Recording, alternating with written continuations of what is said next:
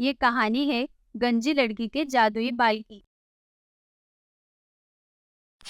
एक समय की बात है, जमनापुर नाम के गांव में कीर्ति अपने पिता अनुज, सौतेली माँ शीला और बहन अनिका के साथ रहती थी।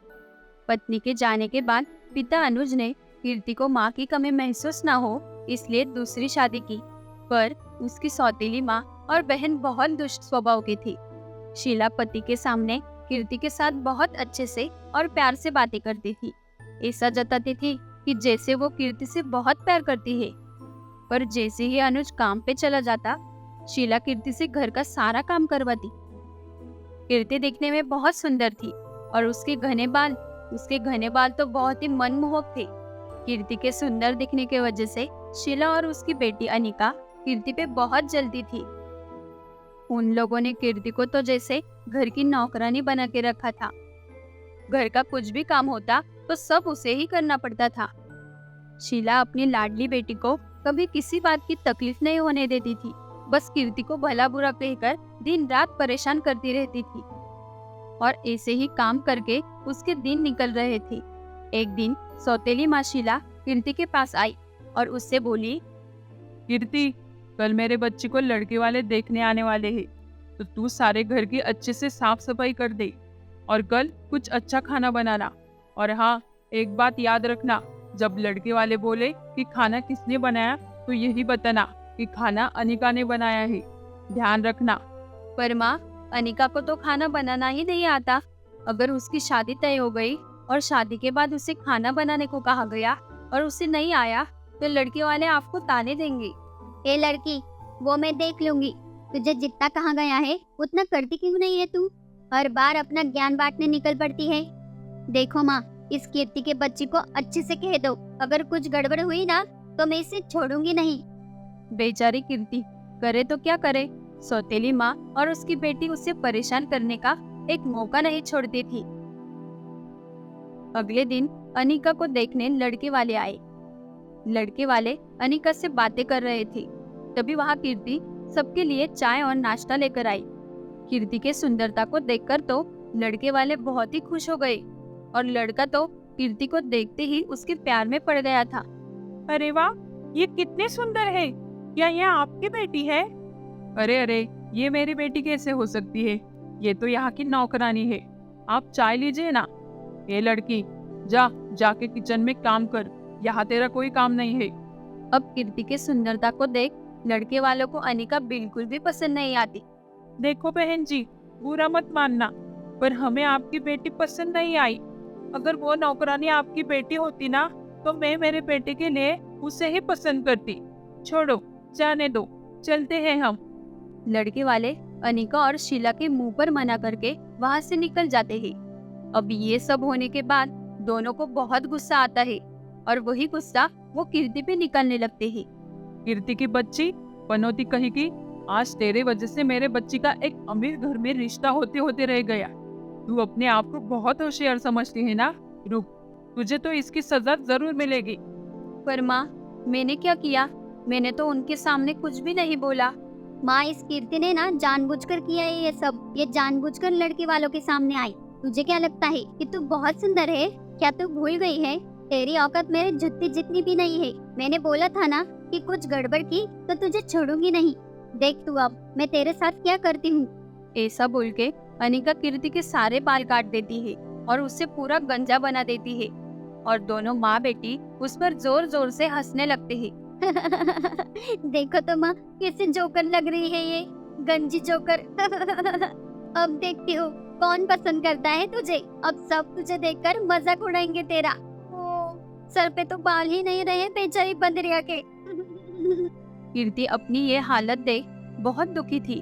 अब कीर्ति जहाँ भी जाती वहाँ सब लोग उसका मजाक उड़ाते और उस पे हंसते।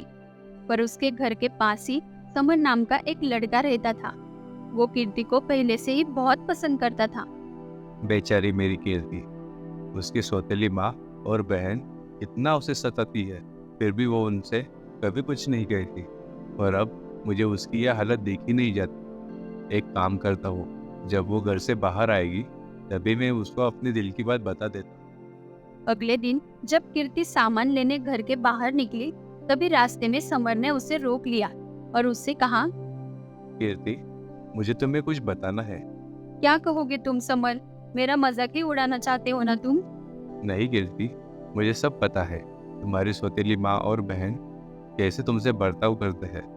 मैं तुम्हारा मजाक नहीं उड़ाना चाहता। मैं तो तुम्हें बताना चाहता हूँ कि मैं तुमसे बहुत प्यार करता हूँ, और आज से नहीं, बहुत पहले से। क्या? पर तुम देख रहे हो ना, मेरे सारे बाल काट दिए हैं। तुम्हारे घर वाले मुझे ऐसा कैसे पसंद करेंगे? उसकी चिंता मत करो, और तुम जैसी हो वैसे ही मुझे बहुत पसंद। पर फिर भी तुम्हें ऐसा होना अच्छा नहीं लग रहा तो पास के गांव में ही मेरी बुआ रहती है, और वो बहुत बड़ी जादूगरनी है। उनके पास इस मुसीबत का हल ज़रूर होगा। कल तुम तैयार रहना, मैं तुम्हें उनके पास ज़रूर लेके जाऊंगा। समर, तुम बहुत ही अच्छे हो। मेरे असली माँ बाबा के बाद तुम पहले इंसान हो जिसने मेरे बारे में इतना सोचा। मैं कल तुम्हारे साथ जरूर आऊंगी। अगले दिन कीर्ति तैयार होकर समर के साथ उसके बुआ के घर गई। बुआ, ये कीर्ति है, इसे आपकी मदद की ज़रूरत है। मदद? किस प्रकार की मदद चाहिए बेटा? फिर समर और कीर्ति जादूगरनी बुआ को सभी बातें बताती है। फिर जादूगरनी कीर्ति के सामने अपने जादू से जादुई तेल की बोतल और जादुई बालों का विग लाती है। कीर्ति, ये जादुई तेल है। इसे लगाने से तुम्हारे बाल 2 दिन में ही फिर से पहले जैसे थे वैसे आ जाएंगे। और ये जादुई विग, ये हमेशा तुम्हारी बुरे लोगों से रक्षा करेगी। जो कोई तुम्हें हानि पहुंचाने की कोशिश करेगा उसे ये सबक सिखाएगी। कीर्ति और समर जादूगरनी बुआ का धन्यवाद करके अपने घर आ जाते हैं। फिर कीर्ति उस जादुई तेल को अपने सिर पर लगाती है और 2 ही दिन में उसके पहले जैसे बाल वापस आ जाते हैं। उसके बाद वो और भी ज्यादा सुंदर दिखने लगती है। पूरे गांव में अब कीर्ति जैसा सुंदर कोई भी नहीं था। वो तो अपने सुंदरता की वजह से घर घर में मशहूर हो गई थी। कुछ दिन ऐसे ही निकल गए। फिर एक दिन अनिका अपने माँ से बोली, माँ देखो तो, ये कीर्ति पहले से ज्यादा सुंदर दिखने लगी है, और उसके बाल वो भी तो पहले से और घने और सुंदर हो गए हैं। मेरे तरफ तो अब कोई देखता भी नहीं है। हाँ, तो ठीक कह रही है बेटा। इस कीर्ति की बच्ची का तो हमेशा हमेशा के लिए खेल खत्म करना पड़ेगा कि सांप भी मर जाए और लाठी भी ना टूटे। फिर अगले दिन शीला कीर्ति को बड़े प्यार से बोली, बेटा कीर्ति, क्या तुम हमारे साथ जंगल आओगी? सौतेली माँ की मधुर वाणी सुनकर कीर्ति तो हैरान हो गई। जंगल? जंगल क्यों जाना है माँ?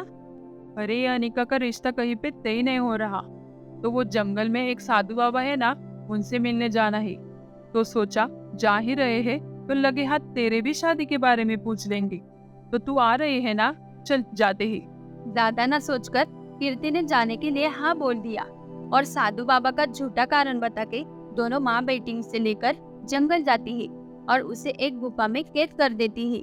क्यों कीर्ति की बच्ची, तैयार है ना तू? अब जिंदगी भर तुझे इसी गुफा में रहना है। हाँ, बड़ी सुंदर बनी यहाँ वहाँ फिरती रहती है। अब तू कैसे अपनी सुंदरता दिखाएगी बहना? अब तू यही इसी गुफा में पड़े पड़े मर जाएगी। कीर्ति घबरा जाती है, पर उसे याद आता है कि जादूगरनी ने उसे एक विग दिया था जो उसके रक्षा के लिए था। तो वो उस विग को आवाज देने लगती है, बचाओ जादुई विग, मुझे बचाओ। इन लोगों ने मुझे यहाँ बंदी बना के रखा है। जादुई विग, बचाओ मुझे। कीर्ति की बातें दोनों माँ बेटी को मजाक लग रही।